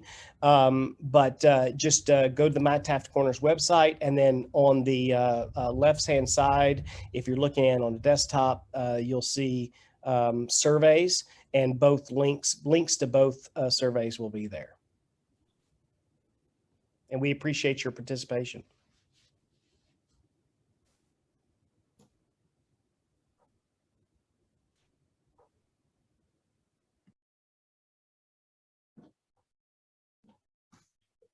Matt? All right, I'm gonna take over the screen share and just bring us back to a little bit of a conclusion, and then try to do some of our question and answer. We have been trying to type answers to some of the questions we've seen. We probably won't get to all of them tonight, but we will do our best, and we will put a digest of all of the questions and answers, and any corrections to our answers or added detail out on the website over the course of the project, so that everybody can go back and review it, since it might be a little hard to do pulling off the Q&A bar at this point. And we will have a little bit of time before we finish up tonight to talk about some of the questions that folks have posed. And I really appreciate everybody putting those in. It's a lively conversation happening in the Q&A right now. So I want to come back to our slides for a second. I think everybody's got the question interface figured out, judging from the participation we've had. Please continue to use that. And back to menti.com, the question I'm going to ask you is, how can we make Taft Corners uniquely Williston? And this really could be anything at all, but I think it's something that we've heard people talk about a little bit tonight. It's something I've heard people talk about ever since I've been working in Williston. What does Taft Corners need, or what do the buildings need to look like? What do the streets need to look like? I had a citizen comment a few weeks ago talking about this planning process, and the person said, well, I understand what's going on in Taft Corners, and you've contained a lot of the growth and development pressure in Williston down there. Just don't let it get out into Williston. And Taft Corners is in Williston. What would need to be in Williston for you as a Williston citizen or shopper or worker to say, yeah, that's in my town, and it's part of my town. So I'm going to go ahead and launch this word cloud. And again, the question, how can we make Taft Corners uniquely Williston? And while people get lined back up with menti.com and start putting things in, are there some questions we'd like to put out there? I can really honestly just leave this slide up for quite some time while we talk over some of the questions. And if any of the other panelists want to take a look in the chat and take any of those on, please feel free to jump right in, or Emily, you can read some off as you see fit.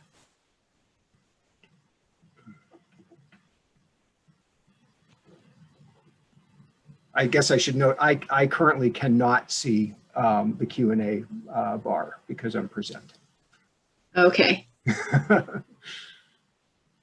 And I am seeing a lot of great input coming into my uniquely Williston. Yeah. Question. Here's one I think for Jeff. Are there examples or images of Williston-sized towns in rural areas that have undergone this transition? Most of these examples are from bigger urban centers. Well, the examples are from a lot of different places, and strictly speaking, no. But if you're pegging Williston as a town of 10,000, it's a little bit inaccurate because Williston's a part of a greater Burlington area. There are small towns that have worked on projects like this to manage growth and have it turn into something they like, instead of having it turn into something they don't like because they didn't try and work with it. I don't know. We'll look. I don't know that we're going to find an exact match for Williston that's done the same kind of thing, but there certainly are examples of places that have done this. It's not, it's absolutely not something that only happens in the middle of a big urban area. As a matter of fact, it tends to happen on the more on the edges of urban areas. Yeah, here's a good one, a comment that's kind of a question. Even if Taft Corners were more walkable, a limited population lives within a reasonable walking distance. Large stores need volumes of customers that would need to attract them from near and far, meaning we need public transit or parking accommodations. More urban areas already have public transit and dense nearby housing. Taft Corners is an island surrounded by open industrial highway space.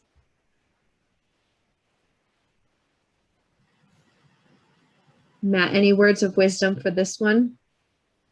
Well, I think there's a couple moving parts to that question. One is that, we're certainly aware that the existing retail and restaurant and to some degree commercial office uses that exist in Taft Corners are not there just because of Williston. In fact, when we look at employment patterns, Williston exports most of its workers to other parts of Chittenden County, and the people who work in Williston, by and large, we're importing in. We tend to export a lot of high-wage workers to, UVM Medical, the colleges, Global Foundries, et cetera. We tend to import a lot of workers into the service industry because we have retail and hospitality and those kinds of things here. So there's a commercial environment that is already, not entirely related to or supported by folks who are just living in Williston, let alone Taft Corners. I do think we want to think quite a lot about what the commercial balance might look like a little more in Taft Corners if it does begin to be supported more by folks who live in Taft Corners, because we've seen, really a pretty significant build out of residential properties. Finney Crossing is 533 dwelling units in one project. It's 533 households that weren't there 10 years ago. And I do see those folks out, walking to the grocery store as I pass through town and things like that. So there's a tighter relationship, I think, beginning to form there. We are on transit up and down Route 2 and 2A. It's not really frequent. There's definitely parts of Taft Corners you have to walk quite a ways to get to. We probably don't have very many shoppers and not a whole lot of workers coming to the region on transit. Really reflects transit ridership patterns throughout the region. It tends to be it's a little bit of a small region to run a really frequent transit system that gets a lot of use. And the other thing is, why take the bus if when you get there you can park for free and easy and right in front of the door of the place you're going? There's not a lot of motivation to take transit all the time when it's very, very easy to park. So couple moving parts. What's the relationship between people who live in Taft Corners and how that retail and commercial environment continues to evolve? And then how does Taft Corners continue to change in its relationship to the broader region and all of that retail and work traffic that does come in?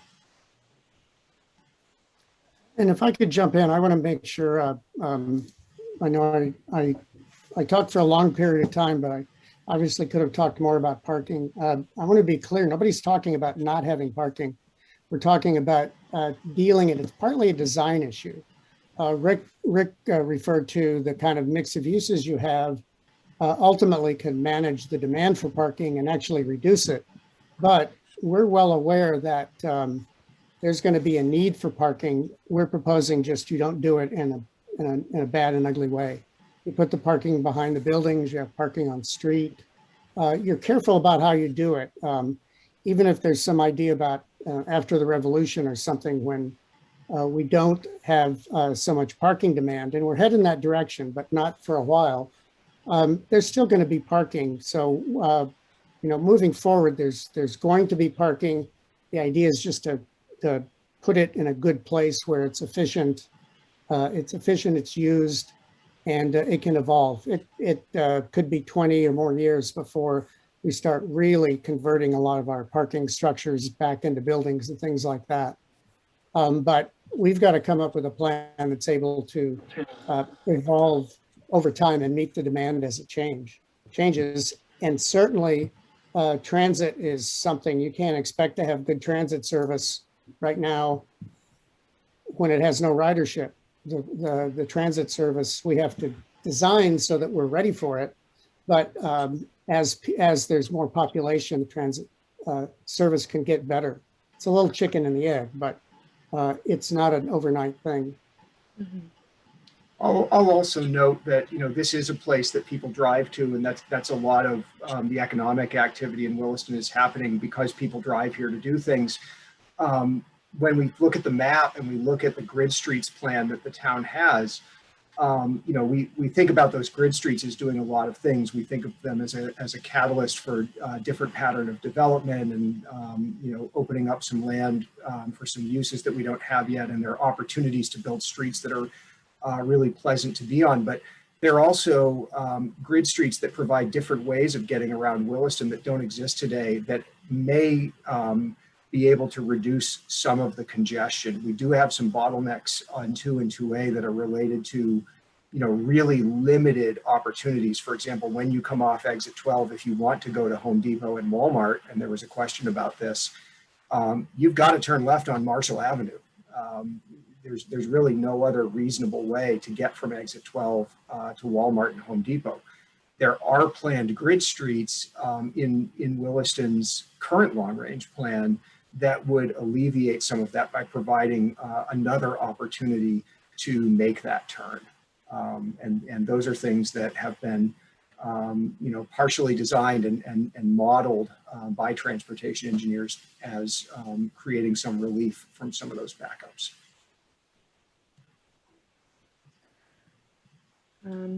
There's been some comments and questions in the Q&A about schools and school capacity. I did provide a link to a recent Planners Corner article that outlines how overall the school population peaked in the early 2000s and is declining. But we do have a comment question here. Schools need to be consulted directly and get their input in any town development, not just traffic, economics, and space issues. Matt, maybe you could walk us through how schools participate currently in the development review process and how we're bringing stakeholders into this form-based code revision process. Sure. You know, real briefly, every time the town writes or rewrites its long-range plan, the town plan, the schools are consulted, and we have to provide some information about education resources. So in a long-range visioning sort of way, we do check in with the schools.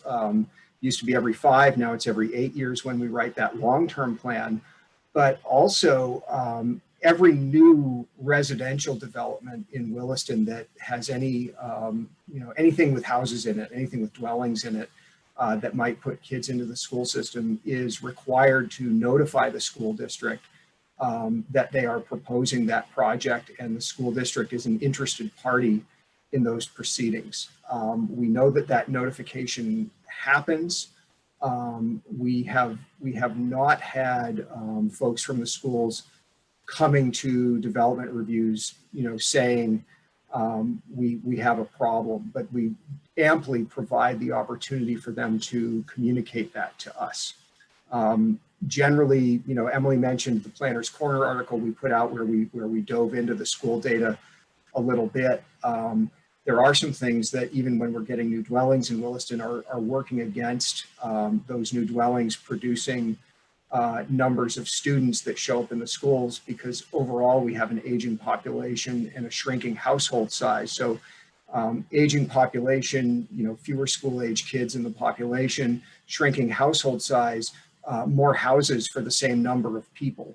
So you can build more houses and not actually get more people because the household size has been getting somewhat smaller.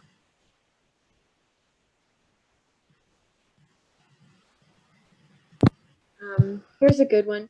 How can we promote a development that will bring a healthy Williston, encourage physical activity, healthy food, healthy behavior?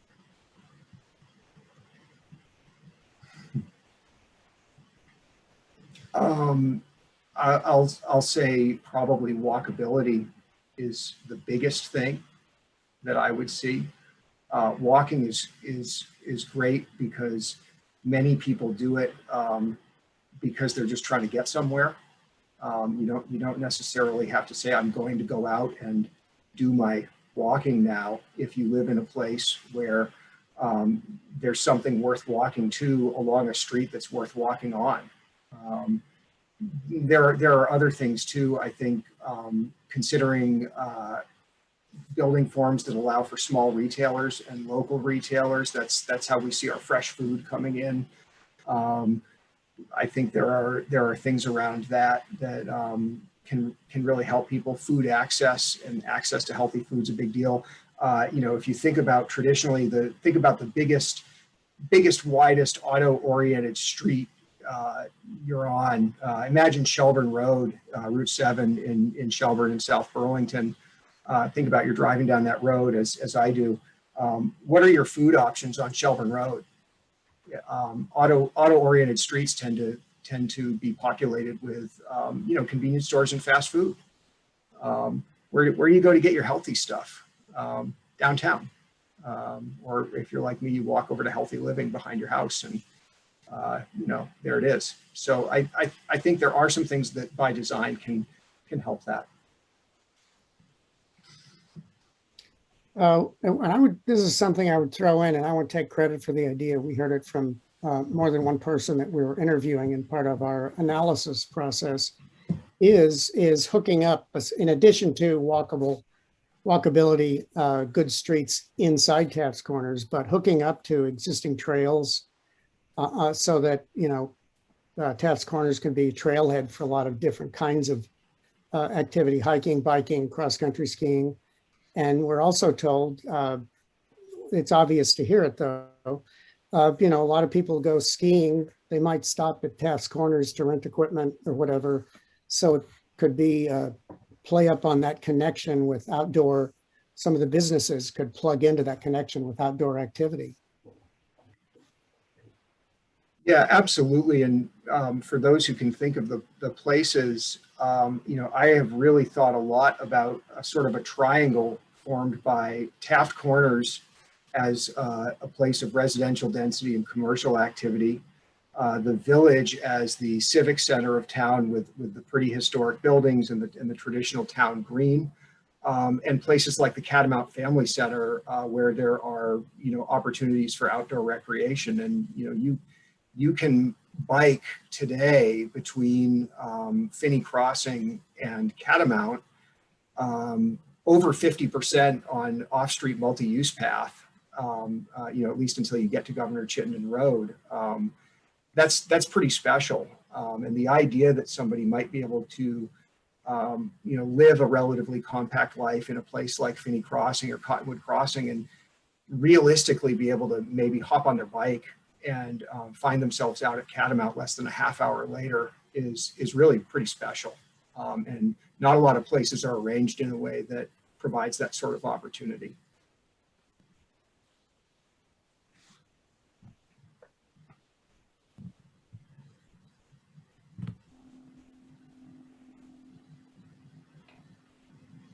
Do we want to keep going? I'm watching the number of inputs to the word clouds at 179, and I was kind of rooting for it to go over 200. Yeah, keep the word cloud going. Just going to leave it up because I really don't have a whole lot more to do in my slides, and I like seeing it populate. This is really terrific.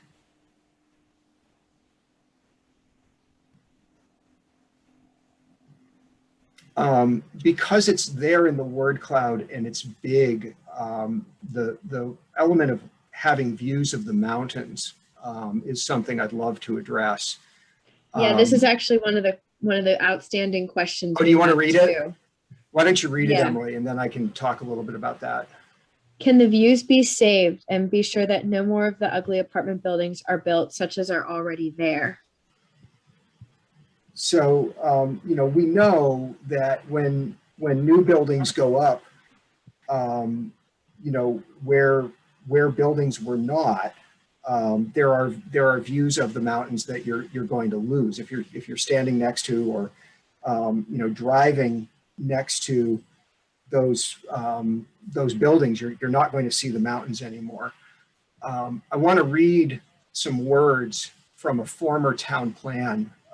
This is from the 1990 town plan discussing the Taft Corners area.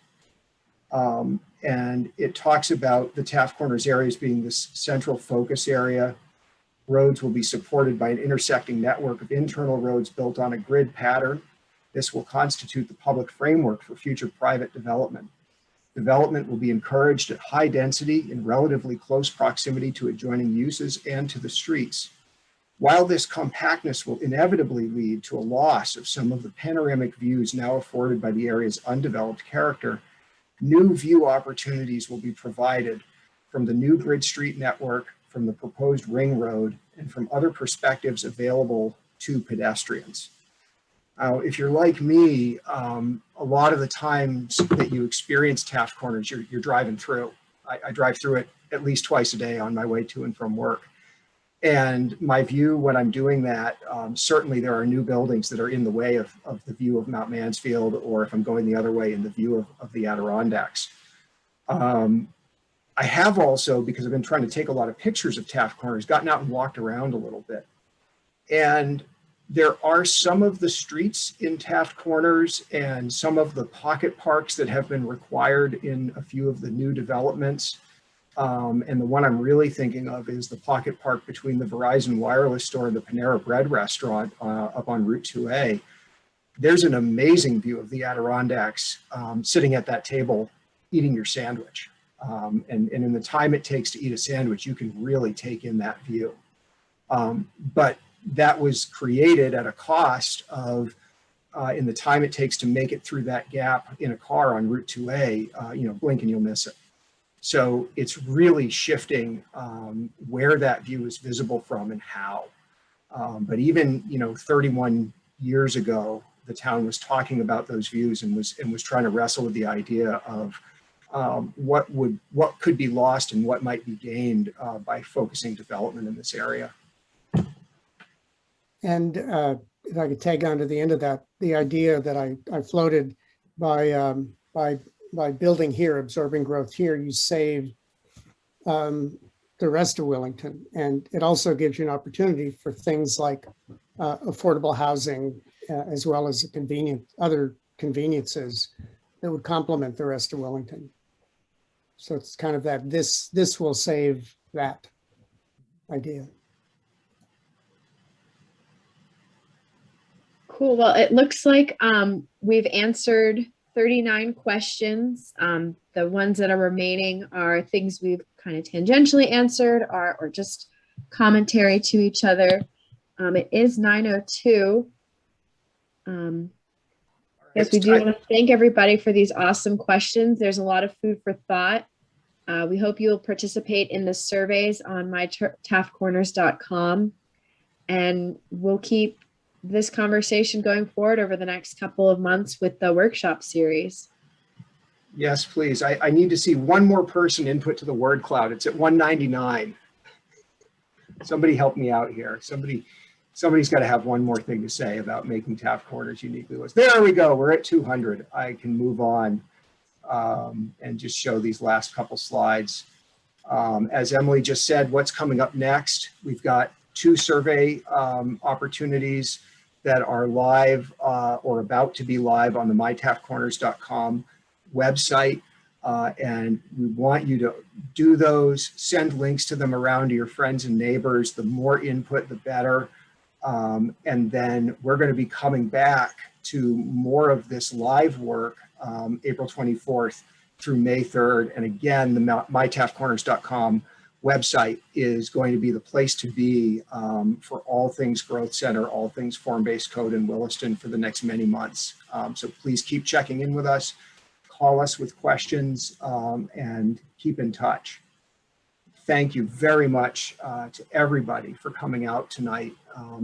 That's really all I have to say. If there's some other folks on the team who have a few things they want to get in there, please go for it. I really appreciate people sticking with us for a 2-hour Zoom meeting on a warm spring night in Vermont when it's been a long winter. That really says a lot about the community's commitment to this place, and really encourages me to continue in my work here. Thank you.